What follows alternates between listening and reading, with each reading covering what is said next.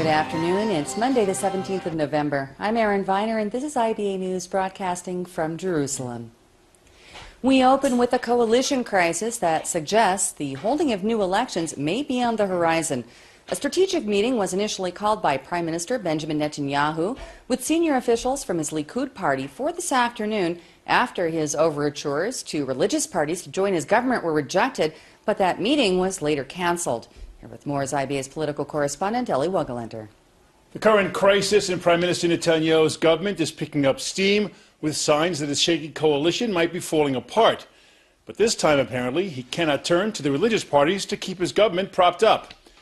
Netanyahu has just canceled a meeting he had called for this afternoon with senior Likud officials, including Transportation Minister Yisrael Katz, Interior Minister Gilad Erdan, Intelligence Minister Yuval Steinitz, and Coalition Whip Zev Elkin. The meeting was supposed to figure out the strategy to keep the government from falling or possibly to go to new elections. Rumors were rife in the Knesset yesterday that Netanyahu was planning to fire Finance Minister Yair Lapid and Justice Minister Tzipi Livni and have the ultra-Orthodox parties replace their parties in the coalition. Likud sources say Netanyahu wanted to end the partnership with Lapid, but Lieberman's distaste for the Haredi parties prevented this. Netanyahu did reach out to his longtime partners, but to no avail. The heads of United Torah Judaism and Shas revealed last night that they had received offers to join Netanyahu's governing coalition, but both parties turned him down, saying they were unwilling to save Netanyahu's government simply because he asked them to do so. We cannot talk about it. We can talk about it next Knesset term, depending on what he's willing to give us, said one UTJ source. Party leader Yaakov Litzman convened an emergency meeting with Agudat Yisrael members who told him that they are tired of being used. But that wasn't the only proposal offered to the Haredi parties. They were also approached twice in recent weeks by politicians and businessmen who urged them to be part of a new center-left coalition led by the Labour Party and Lapid's Yesh Atid party. Netanyahu has been sparring with Lapid recently, and it's peaking now over the budget and Lapid's 0% VAT law, which Netanyahu has tried to shelve. And that is what provoked Lapid to begin assembling his own coalition.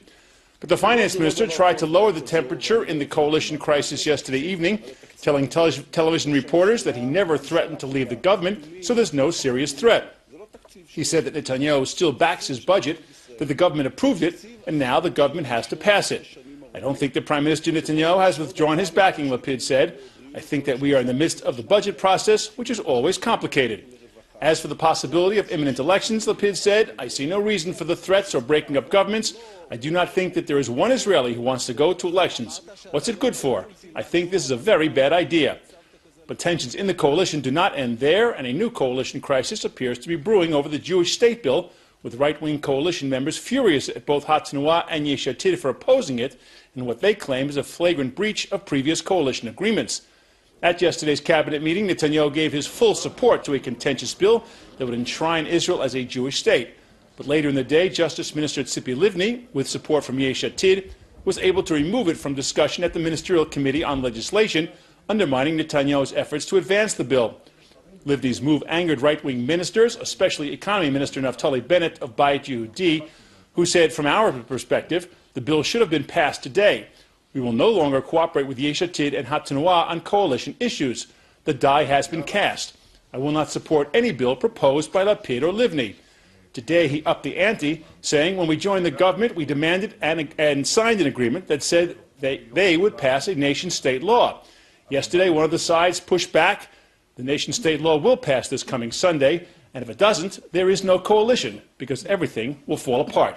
And that's where we stand at this hour. Erin? Thanks for that report. In other news, fresh stone-throwing clashes erupted in East Jerusalem today following the stabbing of a Jewish resident and discovery of the body of an Arab man hanging at a bus terminal in the capital. While police say that foul play was not involved in the suicide of Yosef Hassan al-Ramouni, the Hamas terror organization is calling for an escalation in violence, declaring that the victim's blood will burn all of Israel. We get more on the latest developments from IBA's Aryeh O'Sullivan.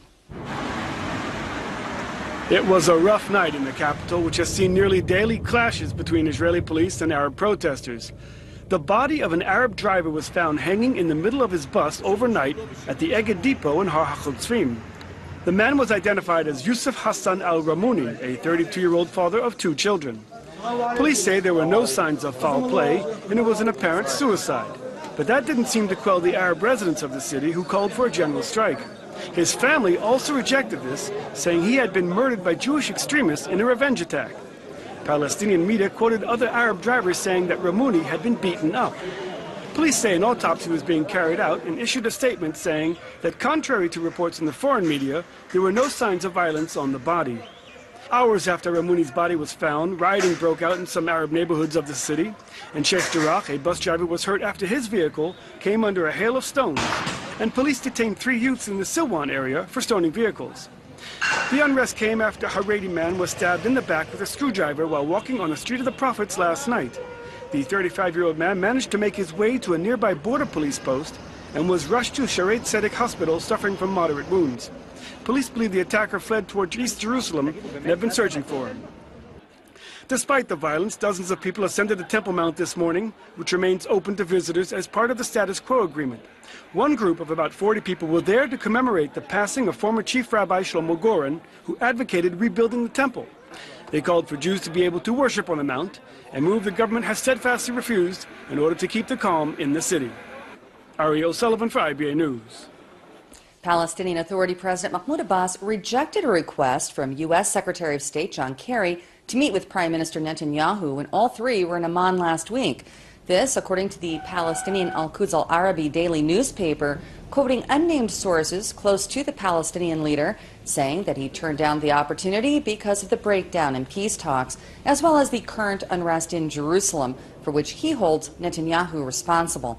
During Netanyahu's unexpected visit to the Hashemite Kingdom, he held a trilateral summit with Jordan's King Abdullah and Kerry, focused on the situation in Jerusalem. He assured both leaders that he has no intention of changing the status quo arrangement on the Temple Mount and will take all necessary actions to ensure the restoration of calm. The official Palestinian Ma'an news agency is reporting that United Nations Commission charged with investigating Israel's last conflict with Gaza has been collecting information in Jordan this past week. The 15-member team is reportedly using video conferencing to record the testimony of witnesses in Gaza after being unable to enter the enclave from Egypt due to the escalating security situation in the Sinai. The government is firmly refusing to cooperate with the probe based on the heavily imbalanced record of the UN Human Rights Committee. The final report is expected to be submitted on the 1st of March 2015. Parliamentarians in Spain are preparing to hold a symbolic vote on recognition of a Palestinian state tomorrow, following in the footsteps of Britain and Ireland. The Swedish government granted official recognition on October 30th, prompting a strong protest from Jerusalem, which swiftly withdrew the Israeli ambassador from Stockholm. The non-binding resolution under consideration in Madrid is being initiated by the Spanish Socialist Workers' Party, whose members say that they hope its passage will boost dialogue between Israel and the Palestinians and bring stability to the region.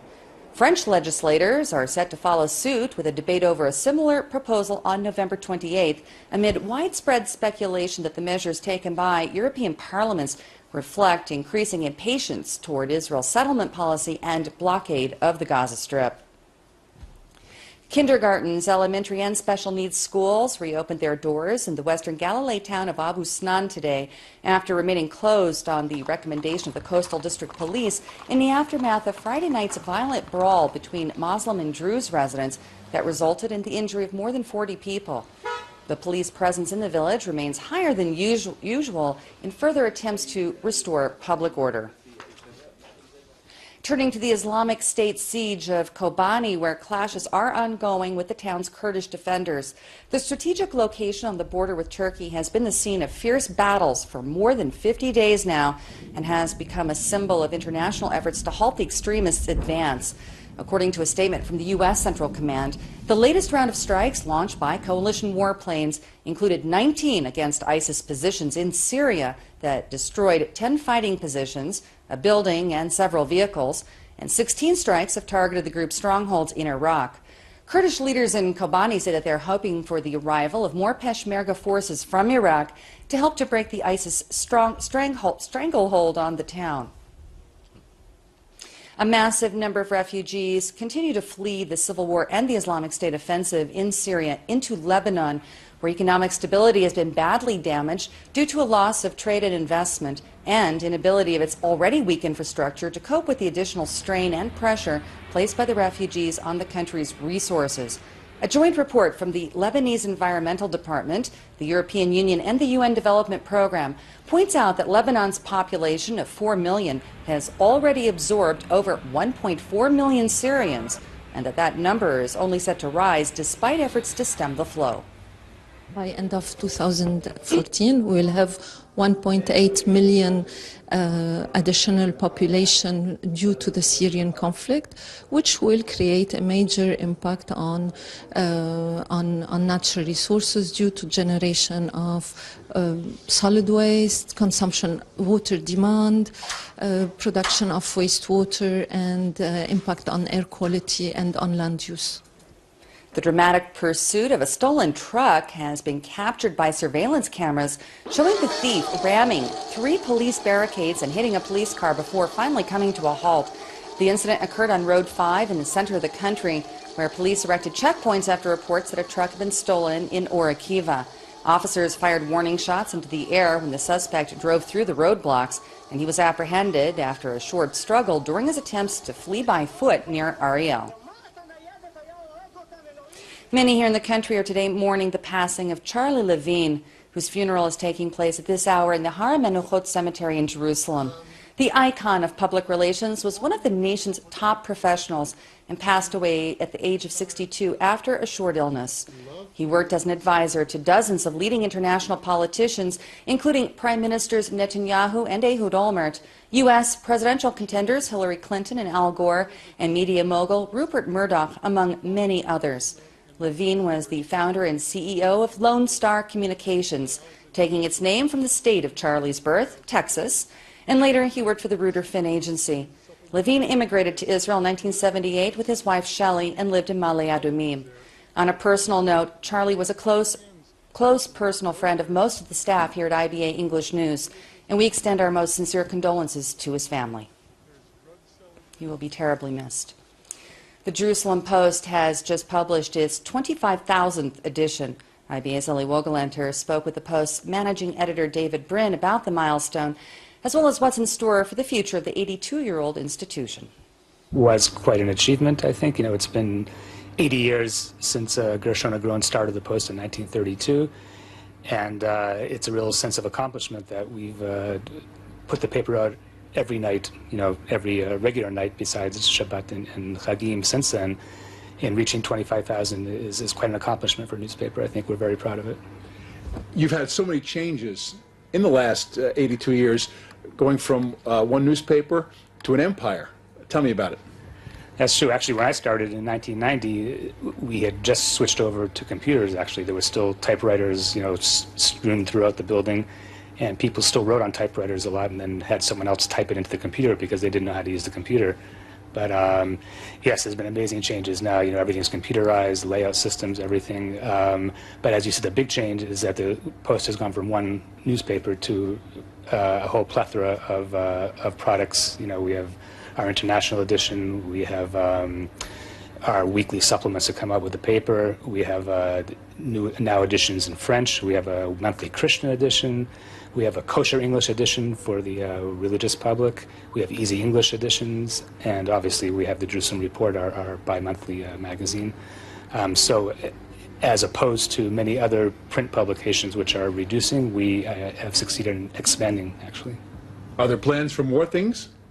Well, you never know, but there could be. Our owners, our management has made a commitment to keep, the paper as an entity growing, and we've succeeded. I think we're stronger now than we've ever been as a print publication. Well, obviously, the great majority of readers we have now are online, but it all flows from the print publication. All our staff, our reporting staff, we're all writing for the paper, and it all goes from there. Obviously, our website is immensely popular. It's one of the most popular sites in the world for news from the Middle East. And I think it derives from the fact that people rely on the Jerusalem Post as a publication to be reliable, factual, and give accurate information. And it all goes back to our reporting and our editing, which is the same as it was, the same reliability as it had in 1932. So I believe our success online, which is growing, is derived from our success in the paper. What the future holds, I don't know. You know, as we all know, newspapers are dwindling and closing. I don't know if we'll reach 50,000 publications of the Jerusalem Post, but I'm confident, you know, in the coming years, the print publication will remain strong and vibrant. You may not reach 50,000 in print, but the Jerusalem Post as a brand is certainly not going away. That's true. As we said, it's getting larger, stronger, and wider across the world, and I think our presence will be felt for many years to come, whether in print or online. What are you most proudest of in the years that you've been working here? Well, that we never missed putting a paper out, I think, is a pretty good accomplishment. I find the thing I like the most still, even, is still being here at night when the paper closes, just before it closes, and realizing you compiled as much information as you can get for that day, and it's going to go to press and be read the next morning by people. It's a real sense of accomplishment. I think that makes me old school, because like 5 minutes later, it could be totally irrelevant, and our website will have something totally new that we missed because we had to go to deadline. But I still find that to be the thing I'm most proud of, is putting the paper out every night. Turning to sports now, and the stunning 3-0 victory of Israel's national soccer team over Bosnia in the critical Euro 2016 qualifying match last night. Prime Minister Netanyahu and Finance Minister Lapid joined 30,000 other jubilant fans at the Sami Ofer Stadium in Haifa for the national team's third straight win in the Group E qualifying tournament. Gil Vermouth and Omer Damari scored in the first half, with star player Aran Zahavi closing out the scoring. Bosnia's defender Toni Sunjek was red-carded at the start of the second half. Israel's conquest now moves the team to the top of the group with a 9-point lead. Many of our viewers will remember a song called Do They Know It's Christmas that was recorded by many of the greatest musicians back in 1984, known as Band Aid, in a fundraising effort to provide famine relief for Ethiopia. Now, 3 decades later, a new version of the track called Band Aid 30 was released today, aimed at helping victims of the Ebola virus. Artists, including Chris Martin of Coldplay and the British pop band One Direction, have joined in the latest effort at a West London studio with musician and philanthropist Bob Geldorf, who is also the organizing force behind the original recording. The chart-topping 80s version sold millions of copies and succeeded in raising over $11 million on its own, and a subsequent transatlantic concert called Live Aid raised another $100 million.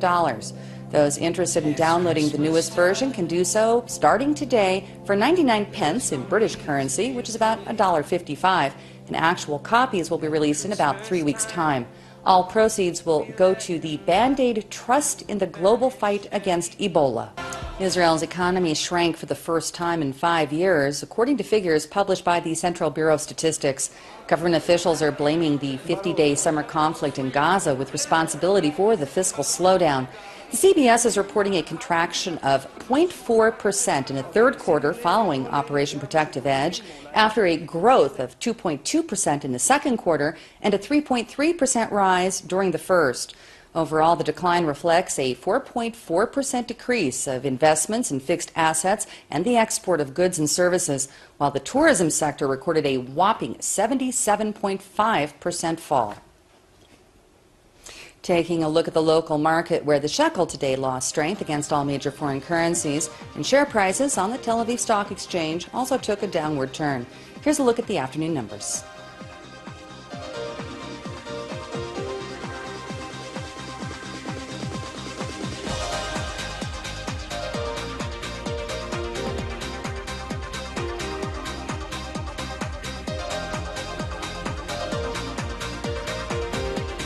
The IBA weather team is hoping that we'll be able to put away our umbrellas tomorrow, when we can expect mostly sunny skies and slightly warmer temperatures. Here's the forecast at home and abroad over the next 24 hours.